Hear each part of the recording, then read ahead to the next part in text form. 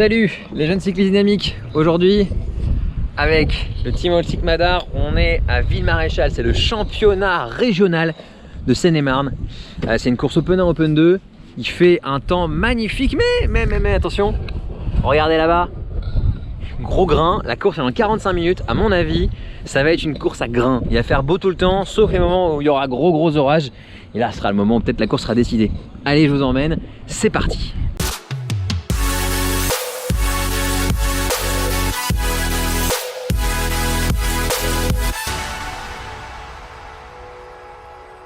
Alors, vous l'avez compris dès le début, je le savais, même avant de prendre le départ, que cette course, sa caractéristique principale, ce serait bien évidemment la météo. Vous allez voir, là on a le ciel qui est joliment agrémenté de jolis cumulus blancs, mais vous allez voir, on le voit aussi au fait qu'il y a de l'eau sur la route, la météo va pas mal impacter l'issue de cette course et surtout le nombre de coureurs qu'il y aura à l'arrivée. Aujourd'hui à Ville-Maréchal, c'est le championnat départemental, petite erreur dans l'introduction, championnat départemental de Seine-et-Marne.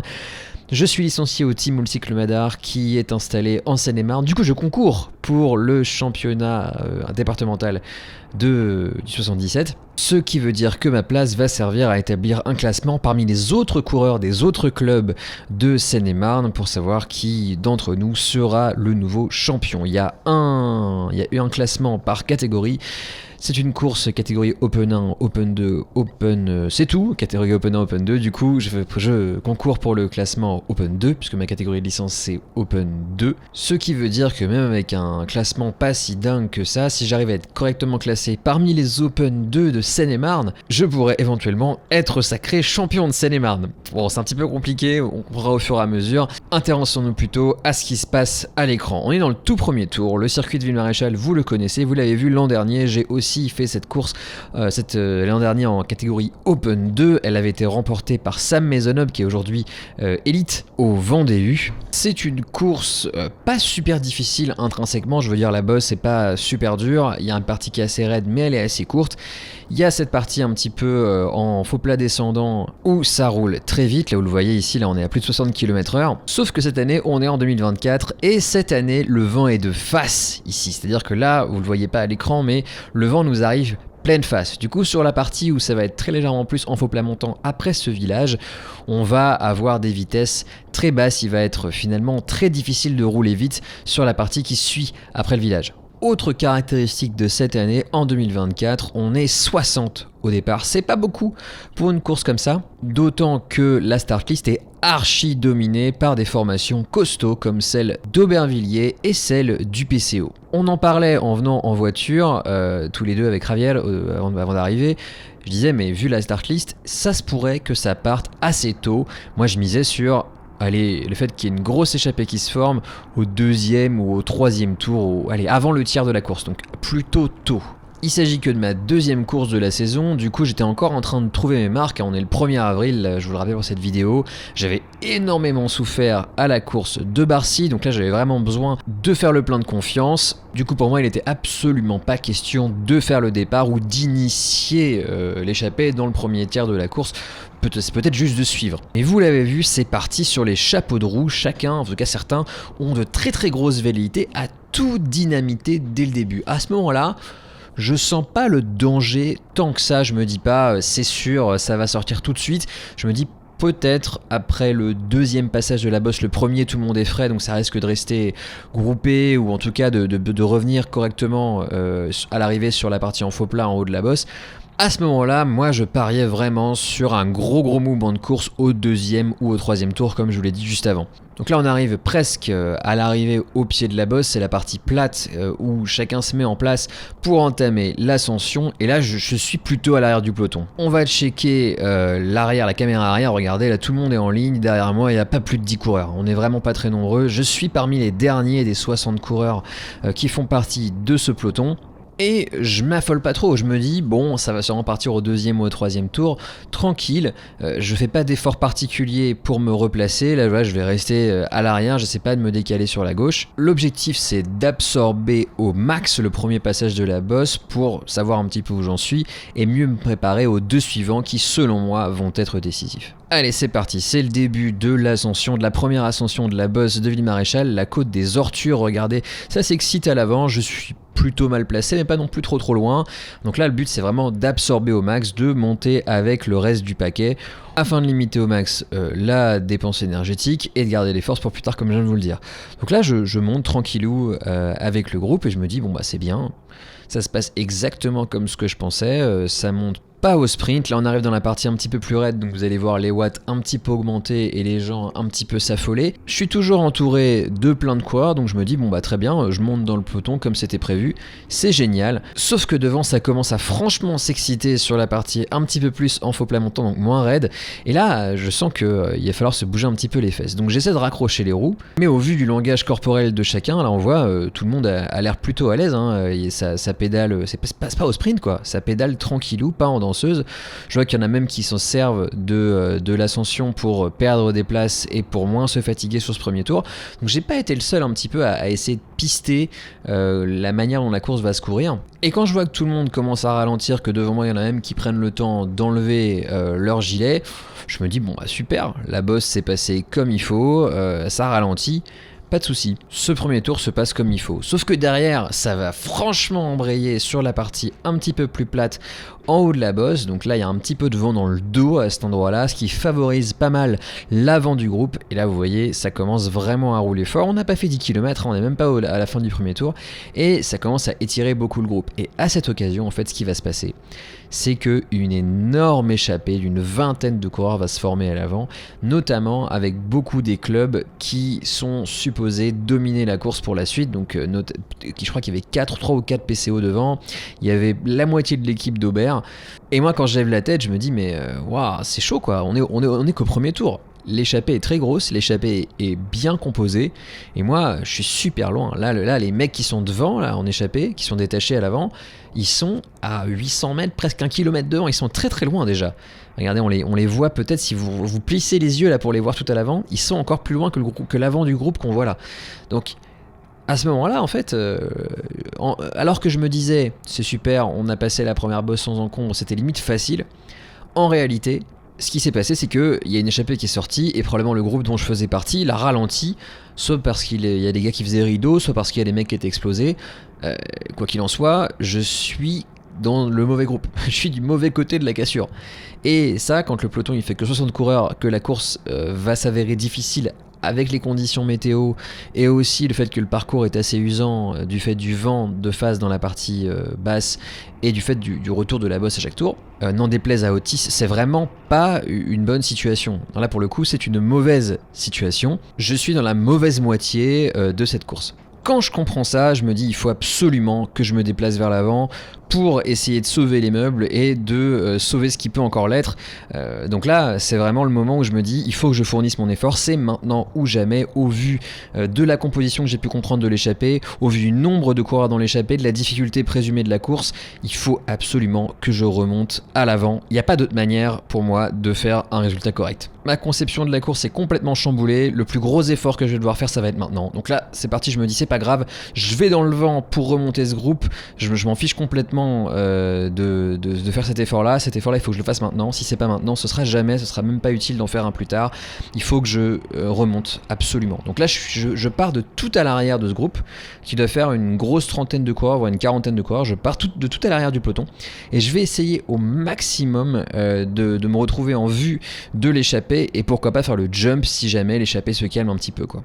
Donc je vais vraiment essayer de prendre un maximum j'ai envie de dire de risques, pas vraiment de risques, mais un maximum d'opportunités pour passer des coureurs, là me retrouver à l'avant du peloton et initier une tentative de contre, parce qu'il n'est absolument pas question à ce stade que ça se fasse sans moi, que j'ai vraiment, je sais très bien que si jamais je ne fais rien maintenant, je ferai rien de la course du tout.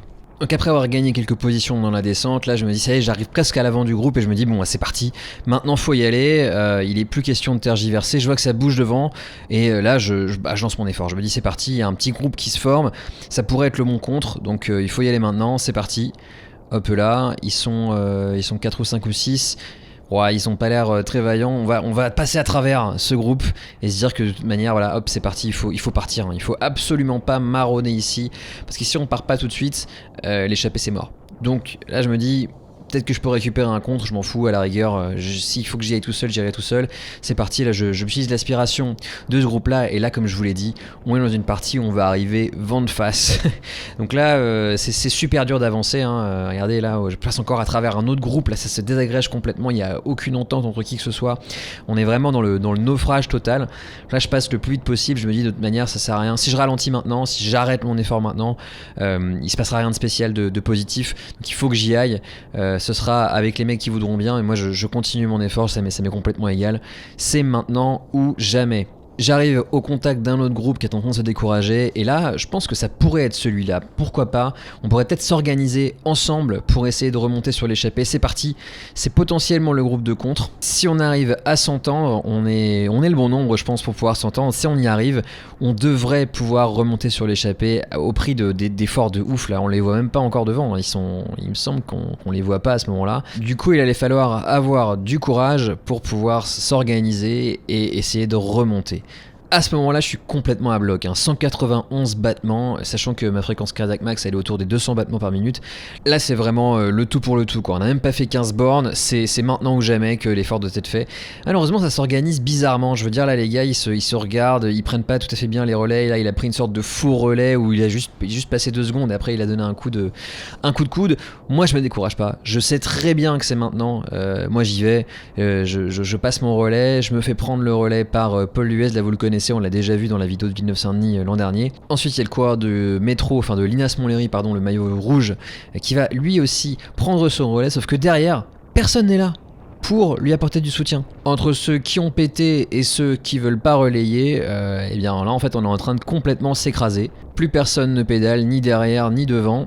Et nos efforts partent un peu dans tous les sens, c'est pas coordonné, on a vraiment du mal à s'organiser, on n'est plus qu'à 30 km/h dans cette partie en faux plat, et là le groupe commence à être vraiment trop nombreux pour pouvoir esquisser la possibilité d'une collaboration. En plus de ça, on a des coureurs d'Aubert en orange et noir qui ont des coéquipiers à l'avant et qui du coup vont tout faire pour qu'on ne remonte pas sur la grande échappée qui s'est formée devant. Et c'est comme ça qu'en fait on va se retrouver dans un petit peloton derrière et que notre sort va peu à peu se sceller. Là pour le coup, la seule manière dont il serait possible éventuellement de remonter sur l'échappée serait de partir en contre, de créer un nouveau groupe de contre et donc de sortir violemment soit dans la bosse, soit à un autre endroit sur le parcours.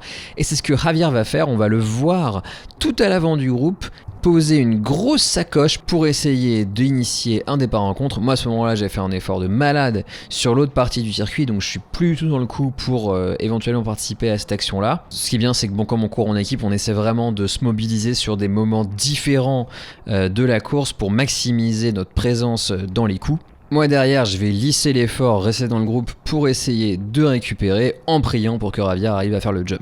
Malheureusement, après la descente qui suit la bosse, on va le voir en point de mire, le voilà, c'est lui qui est devant. Il avait réussi à raccrocher les roues de l'échappée à la toute fin de la montée, mais malheureusement, avec la réaccélération dans la partie un peu plus plate, il a perdu les roues et notre groupe l'a repris, donc tout est à refaire là. Et là, au fur et à mesure, chacun sent bien que la perspective de monter un contre et de remonter sur l'échappée devient de plus en plus difficile à imaginer.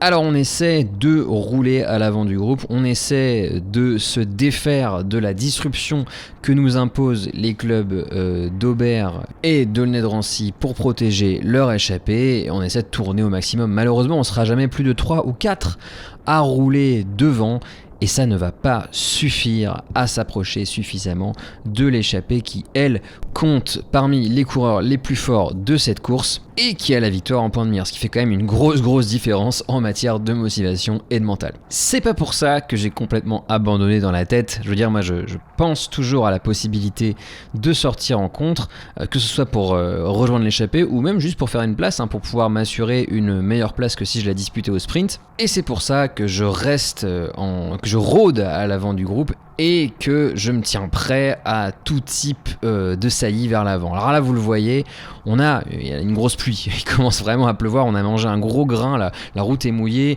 la lumière est beaucoup plus faible et il y a de l'eau sur la caméra, donc là c'est très clair, il a plu, ça commence à devenir difficile pour les organismes et surtout devant moi, on a un certain Thibaut Mador, ancien élite, vainqueur de la Gainsbar en élite nationale en 2022 avec le PCO, et je suis bien content d'être dans sa roue à ce moment-là parce que quand il se met à rouler, vaut mieux pas être tout dernier du paquet. Et là ce qui est marrant c'est que Radir il va me faire la cassure pour qu'on parte tous les deux et du coup on va se retrouver, Thibaut devant et moi derrière en contre au 44e kilomètre. Et là je suis super content parce que je suis avec un coureur de type généreux, c'est-à-dire là il va pas du tout ménager ses efforts pour nous faire rouler vite, on est au-delà des 45 km/h, on va même passer les 50 km/h au virage suivant.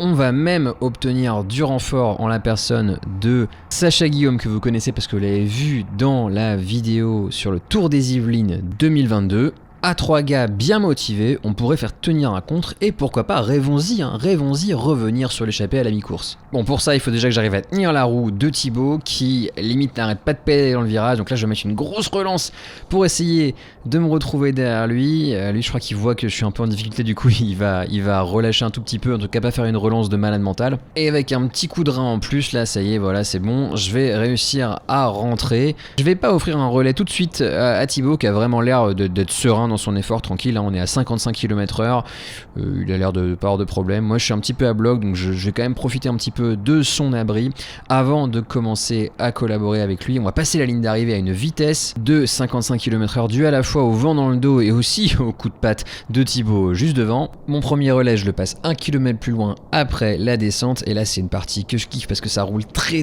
vite et avec Sacha et Thibaut il y a quand même moyen qu'on puisse collaborer correctement pour essayer de rouler vraiment vite et éventuellement de choper l'échappée qui se trouve à ce moment-là à 2 minutes devant. On le sait pas à cet instant-là que l'échappée se trouve 2 minutes devant, mais on fait comme si c'était vraiment pas loin. En plus 2 minutes sur une course comme ça où tout peut se retourner sur un coup de météo ou un truc comme ça, franchement c'est jouable, c'est une course de guerrier, du coup en vrai il n'y a rien qui nous ferait calculer de plus que de raison. En vrai il faut y aller, il faut rouler et avec Thibaut et Sacha c'est ce qu'on va faire. Donc on se relaye, on essaie de rouler le plus vite possible pour essayer de mettre le plus de temps possible au peloton qu'on vient de quitter, de reprendre le plus de temps possible à l'échappée pour éventuellement essayer de la rejoindre. Derrière moi quand même Sacha il vérifie qu'il n'y a personne derrière, on voit rien là où on se trouve, le peloton est à environ une quinzaine de secondes à ce moment-là de notre petite tentative de contre. Et on va rouler comme ça jusqu'à tomber sur 2 gars en perdition qui ont probablement explosé de l'échappée un peu plus tôt et on va les dépasser. Sauf que eux, ils vont décider de prendre nos roues. Je pense qu'ils se disent peut-être on va pouvoir remonter sur l'échappée ou bien au moins on pourra rouler ensemble à 5 au lieu de rouler que tous les deux. Donc ça peut être tout bénef. Donc très bien, moi je me dis ok bon s'ils ont explosé c'est peut-être qu'ils sont un petit peu cuits donc je sais pas ce que ça va donner. Mais bon on sera toujours mieux à 5 qu'à 3. Eh bien je me trompais, vous allez comprendre pourquoi. En fait leur arrivée va complètement désorganiser le groupe. Regardez le gars de Chalette en rouge, il va en gros pas vouloir prendre la roue du coureur de Peltrax en bleu clair, il va obliger Thibaut à faire l'effort. Regardez, il hoche la tête en se disant mais qu'est-ce qu'il vient nous faire lui. Le coureur de Peltrax il va nous prendre un gros relais dans la partie faux plat montant. Regardez là on va le voir accélérer, on va voir mes watts qui vont faire wow, qui vont grave aller dans le rouge. Regardez là, Sacha il est en train limite au sprint en train de garder sa roue, essayer de garder sa roue. Là voilà moi je suis un peu pareil, je vois que ça casse, j'essaie de reprendre la roue du coureur de Peltrax en bleu clair pour réorganiser le groupe et continuer à le faire avancer. Derrière complètement désorganisé le gars de Chalette en rouge, il pédale avec les oreilles, on voit Sacha qui se retourne et qui voit que le peloton est en train de rentrer, il se dit oh là là franchement c'est dommage comme c'est dommage. Thibaut pas découragé, continue à rouler à l'avant, on voit que Sacha a laissé tomber, il est à l'arrière, je crois qu'il a vu que le peloton revenait, il a décidé de lâcher l'affaire. J'essaie de relayer du mieux mieux que je peux dans cette partie difficile. Là, on a vraiment le vent de face qui me colle complètement à la route, c'est terrible. On est aidé par le coureur de Peltrax qui va se dire ok, ça roule pas encore assez vite, il faut en remettre. Le problème c'est que le gars de Chalette lui il passe 0 relais, ce qui commence à énerver Thibaut. Là il hoche la tête en se disant c'est pas possible de rouler avec des mecs comme ça. Le groupe est complètement désorganisé, mais je continue, hein, je reprends un relais, je m'en fous. Le gars de Peltrax il regarde derrière lui, il se dit voilà, qu'est-ce que c'est là, on va jamais y arriver. Le peloton on commence à le voir poindre à l'horizon, c'est finalement le gars de Chalette en rouge qu'on voit derrière qui va prendre ma roue. Thibaut il voit ça et il se dit jamais il va le relayer, du coup il décide de passer sur sa droite pour me prêter main forte dans cette partie vraiment très très lente, complètement vent de face. Je le vois arriver sur ma droite, je relâche mon effort en me disant est-ce qu'on aurait enfin passé cette difficulté en étant peut-être à 4, peut-être que ça va nous aider à mieux collaborer. Le gars de Chalette ne passe toujours pas, enfin si une fois, sauf que juste derrière, regardez, c'est un coureur de Aulnay de Rancy, l'équipe de Sacha qui roule derrière nous. Et là, voilà, c'est fini. C'en est fini de notre contre. On aura roulé comme ça pendant, allez, même pas un demi-tour de circuit. Et c'est déjà le moment de penser à la prochaine action. Là, je me dis, maintenant il va falloir essayer de chicher dans la bosse pour essayer de faire sa place en s'extrayant du peloton.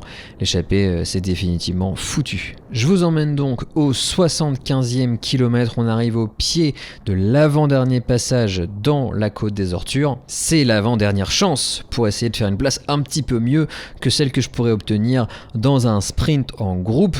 Du coup là, je me prépare vraiment à ce que ça chiche, à ce que ça attaque, et du coup, je fourbille mes armes, j'essaie au maximum de tournicoter les jambes pour faire en sorte que je puisse être réactif si jamais ça doit accélérer. Donc là je suis en 4ème position, je suis plutôt à l'avant de mon groupe, c'est plutôt pas mal, on est encore un groupe d'une vingtaine de coureurs.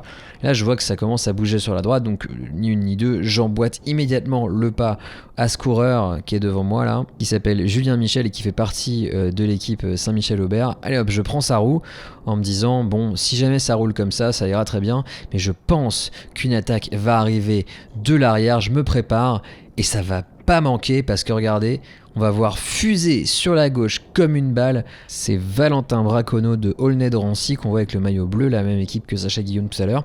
Et là je me dis bon bah peut-être que ça pourrait être le moment où un nouveau contre se forme pour essayer de rejoindre l'arrivée directement derrière l'échappée toujours. Sauf que j'arrive pas vraiment à prendre la roue et je vais me faire contrer par Julien Michel, qui va réussir à boucher le trou creusé par Valentin, et moi je me retrouve un petit peu comme ça en carafe entre le groupe que je viens de quitter et les deux gars qui vont se rejoindre l'un et l'autre. Donc je fais partie de la bonne moitié de ce groupe, des mecs qui sont les plus réactifs dans le final, donc ça c'est pas mal.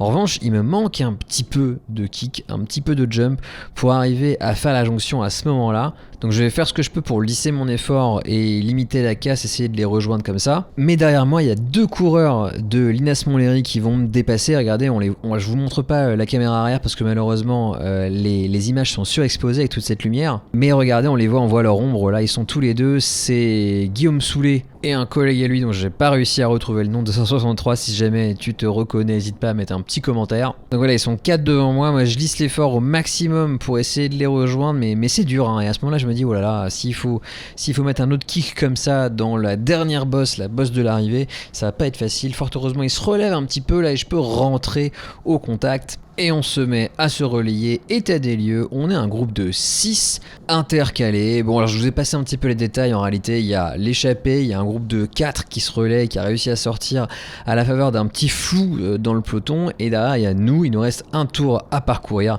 et là ça va être la baston entre nous 6 pour obtenir la 17e place. Allez, fast forward au 86e kilomètre, on est au pied, encore une fois, de la côte des Ortures. Je me repositionne pas trop loin de l'avant, même pas complètement à l'avant, pour avoir l'opportunité de voir les attaques qui partent de l'arrière. Et je vais être servi parce que 200 mètres plus loin, c'est Guillaume Soulet sur la gauche, là en rouge, qui lance les hostilités. À droite, Théodore Sabina, là du CCM Clamart en rouge et blanc, on va lui emboîter le pas. Je vais essayer de faire la même chose, mais encore une fois, sur cette partie un petit peu plus raide de la côte des Ortures, c'est dur, je coince un petit peu et je coince un petit peu plus vite, un petit peu plus fort que sur le passage précédent. Ils vont être 3 devant, Théodore, Julien Michel, Guillaume et Valentin Braconneau qui vient de me dépasser derrière moi. C'est chacun pour sa gueule, hein. Vraiment là tout le monde est à fond je pense, donc on essaie de faire du mieux qu'on peut. Et je vais me retrouver complètement baisé parce que je vais me retrouver à rouler derrière ce groupe de 3 ou 4 gars. Et derrière j'aurai une ribambelle de 3 ou 4 gars encore une fois. Je vais pas couper mon effort parce que franchement j'y crois, je pense que je peux revenir sur ce petit groupe de 3-4 devant. J'ai souvent réussi à tirer mon épingle du jeu sur cette partie un petit peu moins pentue avec le vent dans le dos, donc je me mets à rouler quoi. Malheureusement je vais rester en carafe pendant un petit moment, vous allez voir, et je vais me faire assassiner en traite par ce mec de chalette là qui va emmener tout le monde, et je vais me retrouver vraiment en souffrance là, essayer de prendre la roue, ça va vraiment pas être facile, regardez, je me fais dépasser par tout le monde, là j'arrive vraiment pas à en remettre. Tout ce que je vais réussir à faire, c'est rester plus ou moins à 350 watts et reprendre ce garçon de Lina Smollery qui s'écarte très gentiment pour me laisser le passer. Je pense que je sais pas du tout, je l'ai pas trouvé dans le classement. Possible qu'il avait un tour de retard à ce moment-là, donc ça se trouve il s'est écarté pour cette raison, ou alors il s'est écarté pour être sympa. Enfin c'était... Ouais, c'est cool, il m'a laissé la route pour moi. Course terminée après 89 km, on a eu de la pluie, des arcs-en-ciel, du soleil, du vent, de la boue. Je termine à la 24e place et on va faire un petit stop pour vous montrer l'état de mon vélo à la fin de cette course.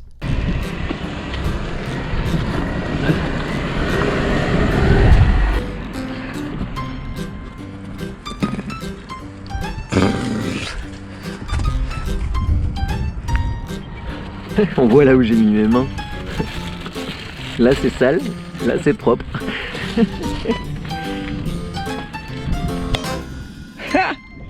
La tête.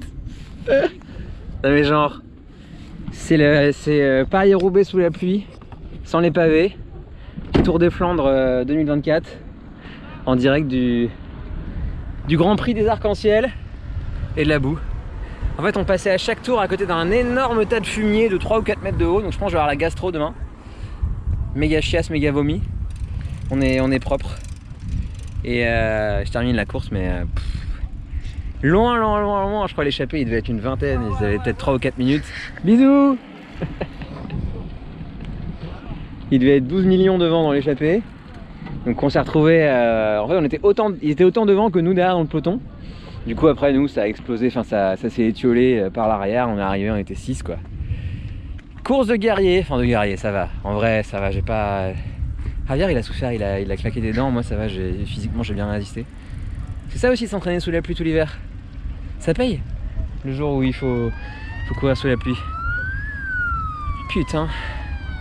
Faut vraiment que je bosse cet effort courant, parce que là je peux passer les bosses, je roule vite. En revanche si jamais ça démarre et que ça accélère au moment où ça se décide là je peux pas accélérer du tout.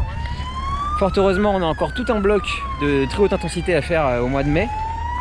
Et à mon avis à ce moment là je serai fin prêt pour performer de ouf.